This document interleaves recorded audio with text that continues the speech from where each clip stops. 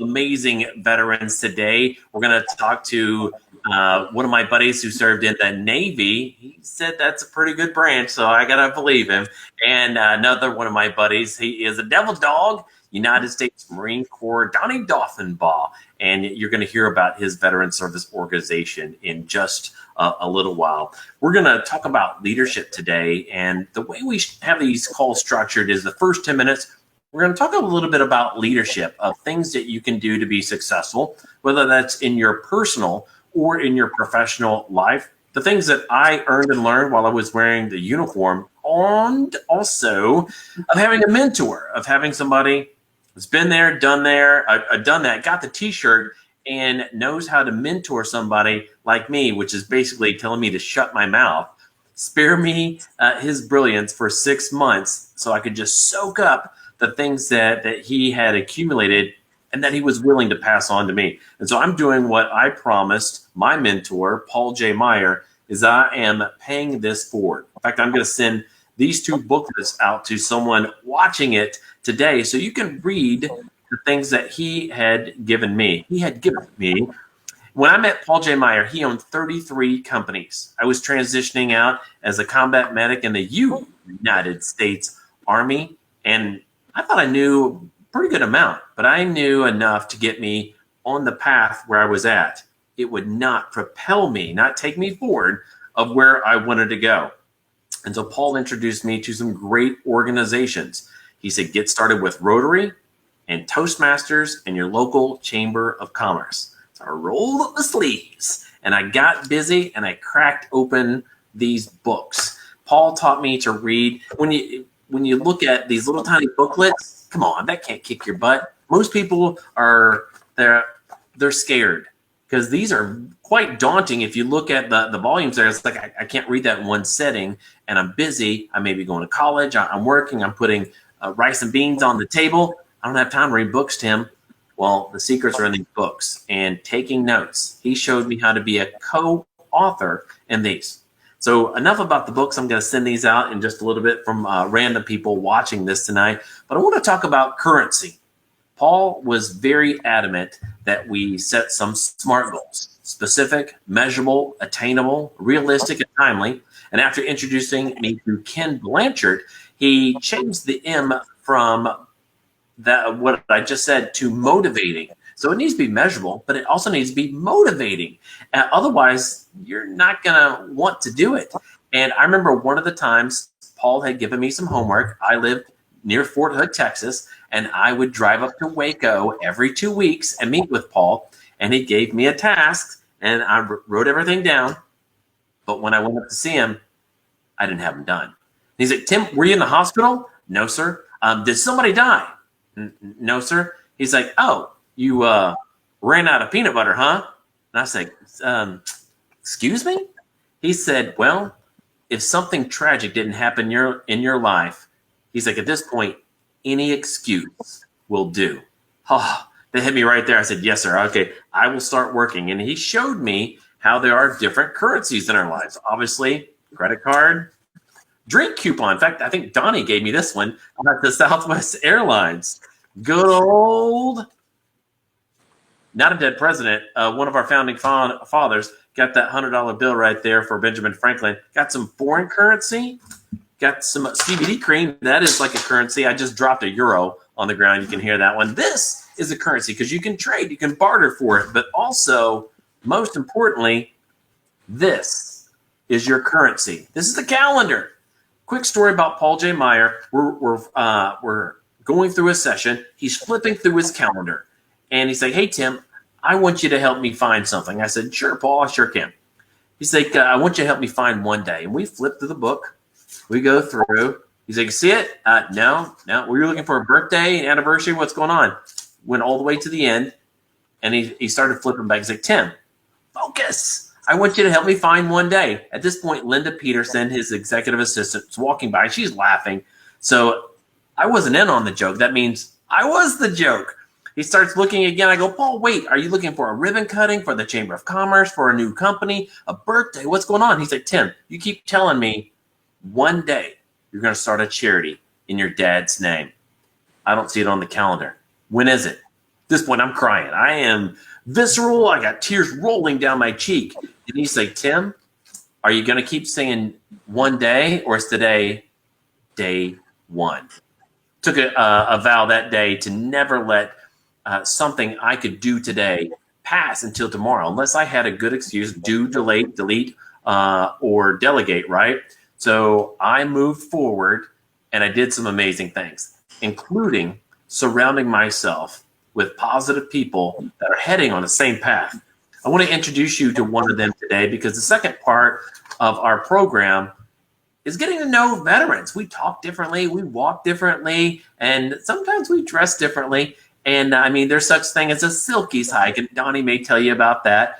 And Bob is no stranger to the veteran service organizations. After serving in the United States Navy, he deployed to Vietnam. He didn't have boots on the ground because he was in the Navy. They circled around and did what they were supposed to, and made sure that everyone was safe. Bob, welcome to the call tonight. Thank you. Glad to be here, Tim. Yes, sir. And you also study leadership. Dr. John Maxwell, who was mentored underneath Paul J. Meyer, Les Brown. You have certifications in both, right? Yes, both of them. In fact, Right. I'm listening to John Maxwell today. I love listening to the doc. And in fact, the last time I saw him was quite a few years ago, and it was in Central Texas for an event that we had hired him for. But let's back it up just a little bit. Let's talk about your time in the Navy. So did you sign in directly out of high school, or how'd you get involved? I did. I had a choice. I could go to college. I really wanted to go on vacation with my girlfriend, but mom and dad said, no, you got to go with us or get a job. I wasn't ready for college. So during my time, back in 1965, they had a program in the Navy that was called a kiddie cruise. So if you went in before you were 18, you would get out the day before you were 21. That sounds pretty good, because when you said you had a choice, I thought you were going to say either go into the military or go to prison. I'm like, what did you do, Bob? So you took that choice, and what was it called? A kiddie club? It was called a kiddie cruise. Kiddie cruise. Kiddie I've cruise. never heard of that. Okay. So, when I mentioned that today, everybody looks at me like, what are you talking about? Right. So that's what it was, is you were supposed to come in before you were 18. And I went in June of 1965, and I was supposed to get out in July of 68. However, I had to stay in a little bit longer so that I could go to Vietnam. And I didn't get out until December of 68. And let's definitely take a moment there, Bob, because deployments today so much different than when they were during Vietnam. Now you deploy, you may have a cell phone, you've got internet, you've got a computer, you can Skype with your family. You don't even have to write letters. But back then, what communication did you have? Writing letters, that was it. You couldn't pick up the phone. There was no ship-to-shore phone or anything where you could call your parents. So it was just strictly by U.S. mail. That and picking up a book. You guys, no internet. No internet. Couldn't dial up a book or a movie or watch something. It's like, if you want to be entertaining, you had to read a book, throw some cards or some bones with your fellow Navy shipmen, or tell some stories, right? Yes. Well, once in a while, I think once a week, we had a movie down on the mess hall. Oh, okay. Or, if you were somehow connected to the officers group, they had movies every night. Oh, okay. RHIP, right? Rank has its privileges. Well, it does, and so does the job. So my job on the ship, my primary job, was the postal clerk. So, if those officers wanted their mail, it was nice to invite me back to officers' quarters once in a while to see the movies. Absolutely. And you had another role in the Navy as well. Besides that, you ran the all-important ship's library. But then also, I happened to be the only enlisted man on the ship that had a top secret crypto clearance. How that happened, I don't know, but I did. So my responsibility is also to take all the messages, the top secret, the secret messages, and I would take those to all the officers that needed to see them and make sure they read it and signed off on it. So I spent many times up with the captain, and I would look at something and he'd say, "Did you read this?" I said, "No, sir. That is not, I don't have the need to know, so I can't look at it." He said, "Well, I think you have the need to know, so go ahead and read it." So That's interesting. very interesting. All right. And so you had all these skills that you earned and learned while you're wearing the uniform. And when you transitioned out, it really didn't matter because you got treated like everyone else. And for those who weren't around as you transition out during that era, why don't you describe that? Yeah, it was interesting. I go back, I guess, before I got out, we did one deployment. We were in the Caribbean, and we had to make a stop in Newport, North Carolina, and to go ashore and see the signs in the yard that said, "Dogs and sailors, keep off the grass." I'm sorry. That was something that I have never forgotten. I'm laughing because I can think of a Curb Your Sailor. I mean, I got it. I mean, I understand, but it's unfathomable in this day and age for our veterans to get treated like this. And it's because, and we've had many conversations, you and I, I'm not laughing at you. I'm definitely laughing with you. Yeah. Is that we've had these conversations is because of brave men like you and your counterparts, brothers and sisters that served, that went through so much pain on deployment, coming back to garrison to your country and not getting treated with a hero's welcome. I want to say welcome home, Bob. Well, thank you. Yeah, now I talk to some of the veterans and they come back and they've got stories to tell and people are willing to listen to them. And I think when I got home, as I look back now, I really had nobody that had any interest at all.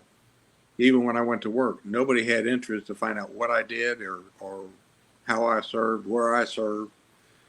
And there were so many good stories and places and things that I did. And it seems like history nobody cared.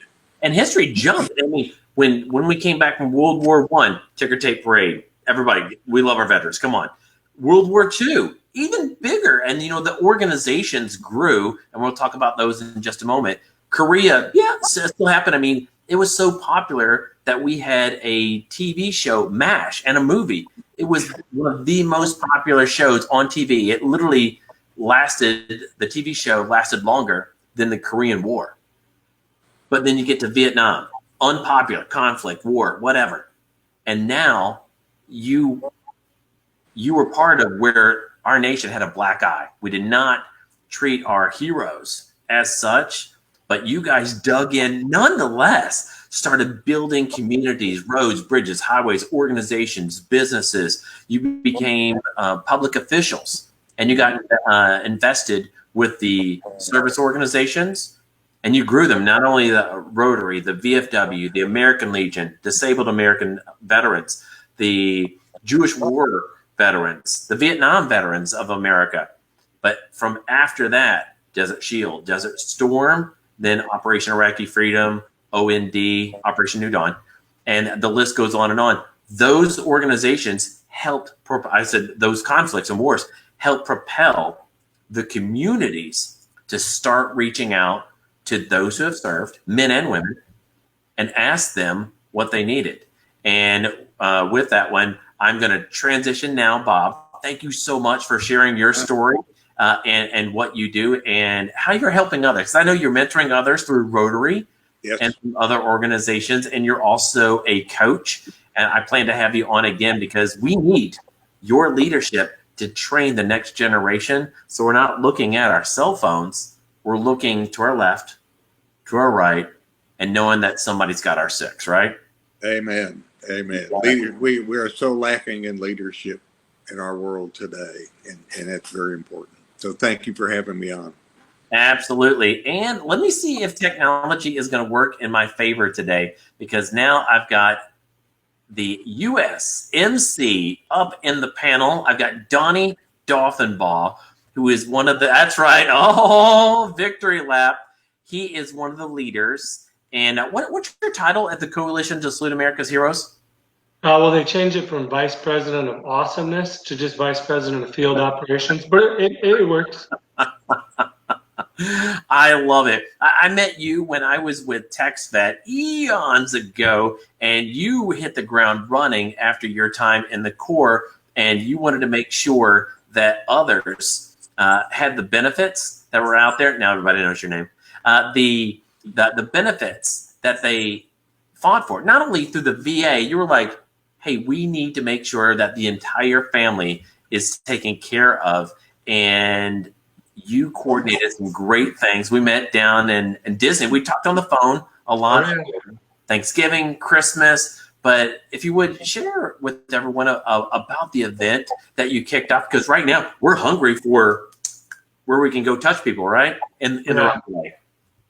Yeah, not in a weird political way. So the coalition put together this community building and networking opportunity called the Road to Recovery Conference. And it was literally, I mean, at our peak, we brought in 150 warriors and their families and case managers and nurses and non-medical attendants and service providers and VSOs and people that were hiring and job fairs and, you know, some of the biggest corporations, Fortune 500, Fortune 300. It was amazing. And, you know, we've gotten away from the huge approach to more individual approach, more marriage counseling, more individual leadership, like what you and Bob were talking about. And right. You've been to our inaugural leadership program that we held. And, you know, we're focusing now on the veteran families, the caregivers, and the kids. And that's, you know, just like you said, with some of the organizations Bob was a part of, some of the community building opportunities, all of that has kind of evolved to where it's at now. The coalition started with this huge grand scheme, you know, 3,000-foot view, and now we're down to about 1,000-foot view where it's, and 500 feet, where it's really more focused on the micro than the macro. Mm-hmm. That makes sense. A lot of people outside the Patriots that don't have that 1,000-foot view, they're looking at that. Why don't just the VA take care of everything? Let's just give them all the money and they can take care of everything. Well, you and I both know that one organization couldn't nor shouldn't do it all. There's a reason that we have e pluribus unum, out of one many. That means here's the VA. That's an 800-pound gorilla. Yeah, let it come in. But guess what? We need some chimpanzees, some monkeys, some little bunnies, some cats, some poodles, right? Come in, and that's where you guys fill in the gaps. And one of the programs I absolutely love about the coalition is that your program, you have one where heroes and their families can work from home. Let's talk about that. Yeah, so I mean, we are literally living in a world where 75% of the people that were in offices 2 months ago have been trying to do this remotely from their corner of their kitchen, from the side of their bedroom, from if they have an office. We've always been a remote employment engine, if you will, because it's a lot less expensive to maintain individual home offices and to have a bunch of people in one large office. We're set up regionally focused so that we all kind of have our areas of targeted focus just based on great geographics alone. But we're a nonprofit, and I love the VA. The VA has done some great things for me. I've had some issues. I think a lot of people have had some issues, and you know, you and I have talked about this. If you go to a restaurant and get great service, you're probably not going to go on and post an amazing review. But if you have horrible service, everyone that's on your friends list is going to see it. Right. And that's the world we live in. But the VA does a brunt of the heavy lifting for veterans and their families. However, I love that the last 2 VA secretaries have said that nonprofits fill a vital role in the quality of life of veterans and veteran families. We are living that because we're a part of it. We see where the federal government, which the VA is a federal government branch, right. And an entity.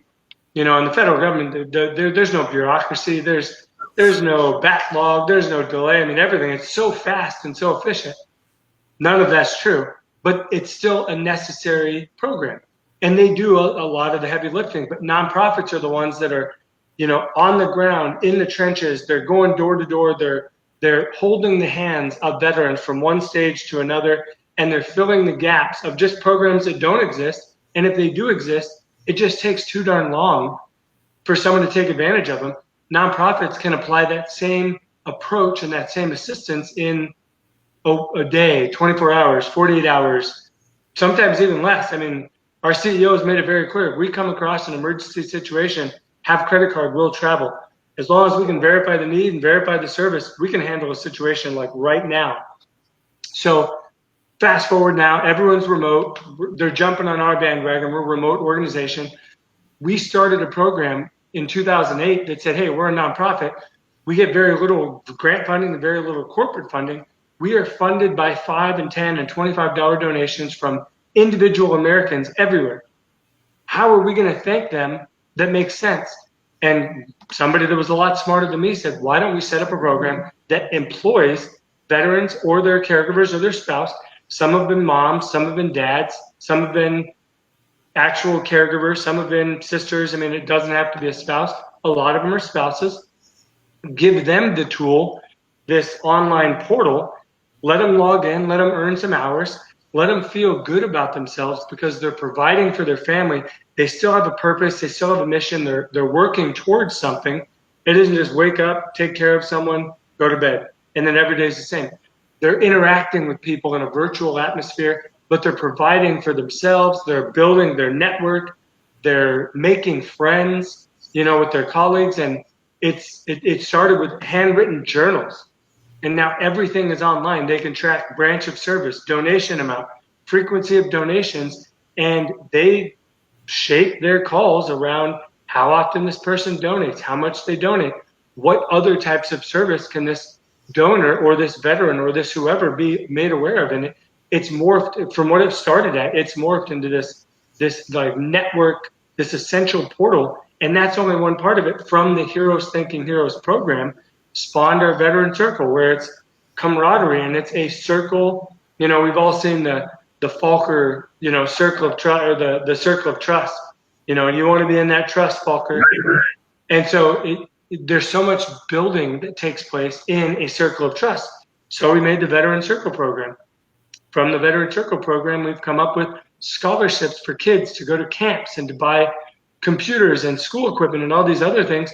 And now recognizing that, the warriors have gotten so much praise since the beginning of a lot of our conflicts, the caregivers, there is a program from the VA and other services to take care of caregivers.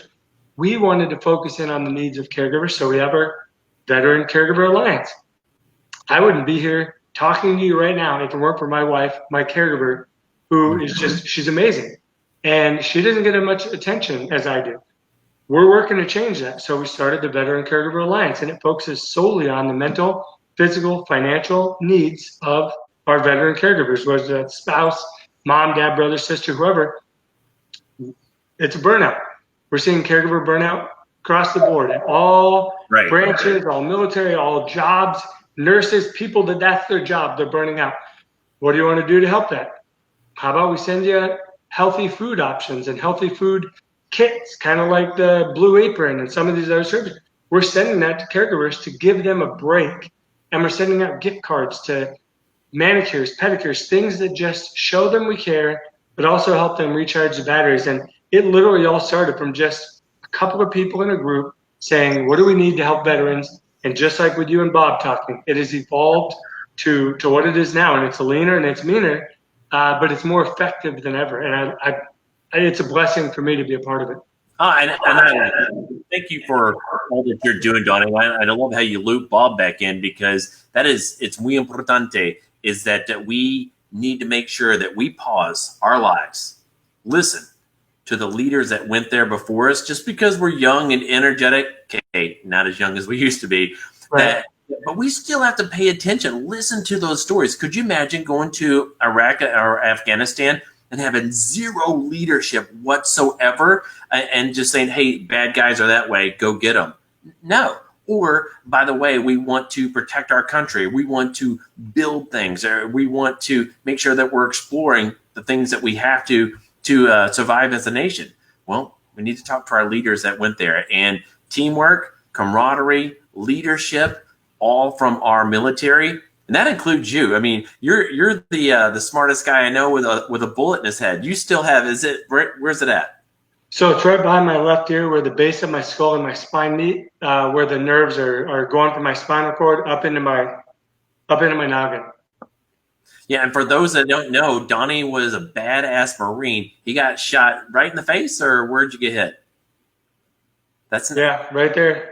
That's a beauty mark. That is excellent. I thought that was superimposed on here. Yeah, there's no heart emoji or anything, but it's not a sunspot and it's not a dimple. I joke because I was a medic and I had to patch and plug up guys just like you. I've seen the pictures. You've shown them to me of when you were recovering. And, man, I love you. And I'm glad that you're here. And I'm glad that you're part of the coalition to salute America's heroes. Thanks. For those who can currently donate their time, their treasures, or their talents, how do they get connected? Well, obviously, the website is the #1 way. It's just saluteheroes.org. Okay. We don't need to bother with the www. Everybody knows about the World Wide Web.